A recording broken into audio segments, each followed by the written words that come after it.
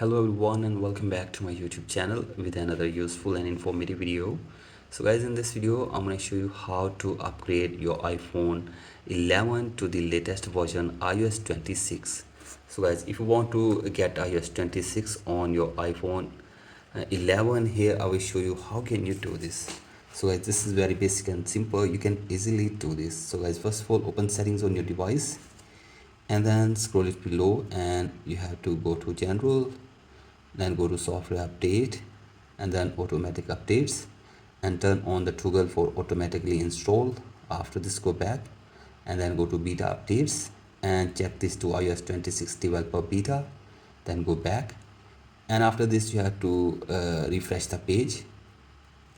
And once you do this, here you will get the update button like this. You have to simply tap on update now, and after this your update will be installed on your iPhone 11.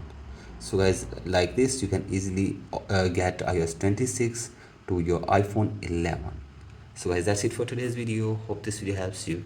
Please like and subscribe to my YouTube channel as well. Thank you.